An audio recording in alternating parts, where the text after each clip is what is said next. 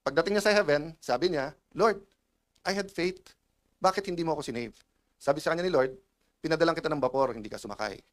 Pinadalang kita ng helicopter, hindi ka sumakay. Pinadalang kita ng Coast Guard na ship, hindi ka sumakay. Tapos ako ang sisisihin mo. Di ba? So when we pray for something, we have to also ask God, God, ano ways mo, ano thoughts mo? So I have no doubt that even before the Commonwealth, Filipinos have been praying. Today, birthday ni Dr. Jose Rizal, our national hero. And again, just talking about judging people and yung sarili nating bias. Alam niyo naman, may group kaming sa Senado. And this was a discussion, so spontaneous to, hindi to parang pinag-isipan, Nagkukwentuhan lang, tapos sabi ng isang senador, that's one battle, let him be there, but there's a war, and we will win the war, etc. Kasi truth, ganyan. So, 2 minutes later, dun sa battle, sumagot si Senator Robin Padilla. Ito sabi niya, when Rizal explored the idea that a chaotic revolution of the oppressed merely turns them into the next oppressor, he was warning that changing the masters of a country does not change the system of tyranny. If a people are granted freedom before they are morally and intellectually ready to handle it, they will simply recreate the same corrupt, abusive cycles they overthrew. Okay? So, unless expert si Robin sa AI, but even then, kasi it was like 2-3 minutes, sumagot siya. So, 2 lessons sa akin doon. One is the content itself, that we have to be ready.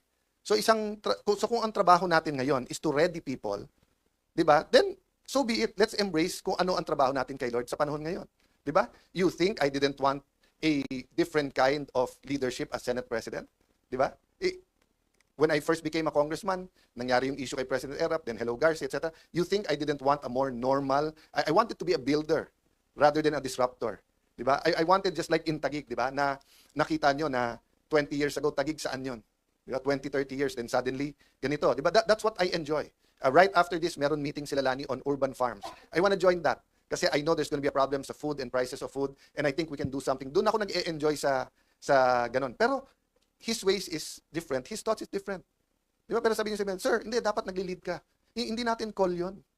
Call ng Panginoon kung saan tayo lalagay at ano ang kailangan natin gawin. At hindi natin call kung helicopter, vapor ang ipadala sa atin.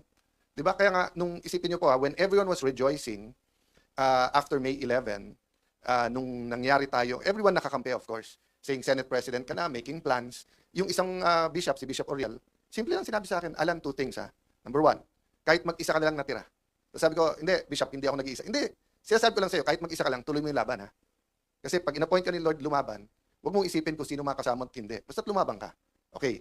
Sabi niya, pangalawa, hindi mo kailangan ng maraming, kumbaga sa gera, what he meant is that, kumbaga sa gera, you don't need an atomic bomb, you don't need tank. Sabi niya, the way the Lord works is kung ano lang meron ka, yun lang ang hawak mo. Sabi ko, what do you mean? So sabi niya, di ba si Moses? Sabi niya, Lord, I'm not worthy. Hindi ako makapagsalita ng mabuti. Kasi 40 years kambing at saka tupa ang kausap niya. Di ba? Moses is well educated for his first 40 years of his life, doon siya sa mga eskwelahan ng Pharaoh, ng royalty. And pinaka-modern na civilization ang Egypt noon.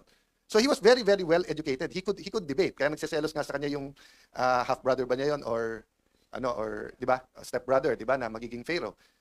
But nung umalis siya sa Egypt, 40 years, halos wala siyang kausap kung hindi tupa at saka kambing. So nung tinawag siya ng Panginoon, so sabi niya, don't worry, kung hindi ka magsalita, kapatid mo si Aaron magsasalita para sa'yo. Kasi, but Lord, di ba, they have armies, etc. Anong binigay sa kanya? Anong hawak mo? Anong hawak? Staff. So, itawag mo. So ako, nung kausap ko siya, I have my Bible. Ngayon, sinong kamiting ko ngayon? Ano ko kayo? Pamilya ko kayo, pero staff. So si Moses binigyan ng staff, ako binigyan ng magaling na staff. Di ba? Pero unless, if the staff na hawak ni Moses did not understand Moses, what would have the staff? Kung living thing yung staff, di ba? That's why tayo nagmi-meeting today. Kasi nag-phase 2 yung laban natin. Kumbaga sa libro, first chapter, May 11, hanggang dun sa special session. Ngayon, chapter 2. Di ba? So, wag niyong tignan yung tinitignan ng mundo. So, yung iba, nung si Alan, Senate President, kaya natin lumaban. Hindi po. Ngayon, mas maipapakita ng Panginoon ang laban sapagkat tinanggal na sa atin pati kapangyarihan. Actually, kahit naman nandun tayo, nasa kanila lahat ng kapangyarihan, lahat ng pera. Di ba? Lahat ng bag, lahat ng maleta, lahat ng bag, pati libag, nasa kanila na. Di ba? Hindi, libag means dumi. Anong hawak lang natin noon? Ang hawak lang natin noon ay katotohanan. Di ba? Okay. So, let me jump, no? So, two things. Number one, we cannot do anything that is unbiblical. So, ganun din, let's not do anything that is unconstitutional.